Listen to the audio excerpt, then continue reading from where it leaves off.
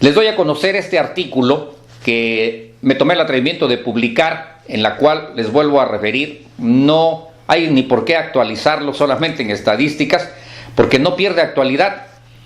Y dice lo siguiente: y sigue la mata dando, nos siguen matando. Hay que seguir presionando a los responsables de impartir justicia en este México para encontrar a los responsables de nuestros periodistas asesinados y garantizar el derecho a la libertad de expresión. La pregunta continúa en el aire: ¿por qué siguen matando en México a los periodistas? Un país en el que la delincuencia, y ahora la delincuencia organizada, y el miedo, pues continúan triunfando. Y un país donde nadie, absolutamente nadie, puede criticar libremente a las autoridades por lo que hacen o dejan de hacer. En México, figúrense ustedes, compañeros, compañeras, en México no se puede investigar ni señalar los crímenes y abusos que se cometen en contra de la sociedad, pues por desgracia, si no continuamos publicando y diciendo la verdad, quienes nos dedicamos a la libertad de expresión, a la libertad de prensa, en los medios escritos, digitales, radio, televisión, si no continuamos publicando y diciendo la verdad, pésele a quien le pese y le duela a quien le duela, estaremos en el país donde el hambre, la marginación, la pobreza y también las tragedias seguirán siendo la bandera y botín político si no detenemos los asesinatos contra el gremio periodístico. Y como lo dijo el autor John Gibler, en México es más peligroso investigar un asesinato que cometerlo. Como mexicano y como periodista, me duelen y enojan los cientos de agresiones, amenazas, persecuciones y crímenes, no solo de lo que lleva este gobierno federal, sino de los sexenios, contando en cifras, desde Felipe Calderón Hinojosa, Vicente Fox Quesada, Enrique Peña Nieto, y el asesinato de varios comunicadores solo en estos primeros 6 meses del nuevo gobierno federal. Los periodistas vemos con frustración que pese a publicar en periódicos, medios digitales, redes sociales y noticieros los crímenes que a diario se cometen en el país, no existe autoridad que los investigue, porque no existe ni voluntad, ni capacidad institucional, ni profesionalismo. Y estoy hablando de las autoridades, de las autoridades que dicen impartir justicia, incluyendo quienes están en la Fiscalía Especial para la Atención a Delitos Cometidos contra la Libertad de Expresión, por atender cientos de casos,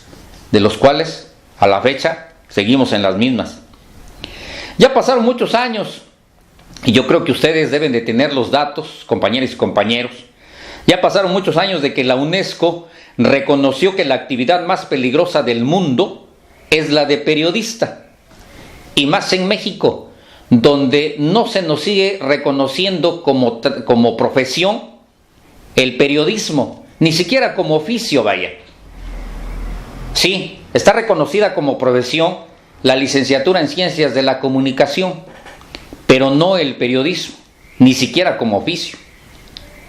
Y en este quehacer no se cuenta más que con un bolígrafo, con un lápiz, en estos tiempos digitales, pues con una grabadora, un celular, una tablet, para recoger hechos y opiniones que se plasman en el papel o que se dicen en redes sociales, medios digitales, la radio, la televisión. Y eso basta para que muchos se sientan incomodados, aludidos y paguen a un sicario para que éste asesine al autor de lo que se publicó. El periodista que fue asesinado, y ustedes lo deben de recordar, que puso a mover algo por hacer o limpiar su imagen a la presidencia de la República y por consecuencia a través de la CONAGO, donde están los gobernadores, entre ellos pues precisamente pues muchos, como por ejemplo el de Veracruz, que prácticamente se volvió como el semillero de los crímenes contra periodistas, pues bueno, preocupados por esta situación, surgieron y hicieron declaraciones, se mostraron su solidaridad y pues simple y sencillamente ahí se quedó y siguen muchas cuestiones archivadas. Y bueno, en una ocasión Javier Valdés, antes de ser acribillado, dijo en una entrevista: no somos reporteros de la mordaza, el gobierno quiere relacionar todo con el narco porque es una forma de enterrarlo, de extender el manto de impunidad. ¿Qué cómplices tienen adentro o fuera del gobierno? Es importante toda esta información para saber qué vas a publicar y qué no vas a publicar. Tenemos que aprender a jugar en esos niveles de peligro, a jugar ese juego macabro para seguir publicando por lo menos una parte de lo que ocurre. Eso fue lo que dijo Valdés y prácticamente eso fue su sentencia de muerte. El libro de Javier Valdés, uno de los libros de Javier Valdés, Los huérfanos del narco, como mexicano, pues no podemos resignarnos a ser precisamente huérfanos de la justicia por todo lo que siguen cometiendo contra los periodistas. Compañeros, compañeras, asistentes a este primer Congreso Nacional para consolidar la prensa como cuarto poder federal en México, cierro mi mensaje con esto. Hay que seguir presionando a los responsables de impartir justicia en este México para encontrar a los responsables de nuestros periodistas asesinados y garantizar el derecho a la libertad de expresión. Pero más allá de las débiles expresiones de solidaridad del gobierno federal, de gobiernos estatales, municipales, partidos políticos, legisladores, senadores, organizaciones internacionales, yo creo que es bueno que quienes estamos en el gremio periodístico en México se lance una convocatoria coyuntural para buscar la coordinación institucional entre órdenes de gobierno,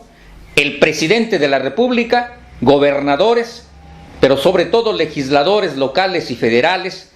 que deberían hacer una amplia convocatoria precisamente a quienes trabajamos en los medios de comunicación, a los periodistas y a las autoridades, juntarnos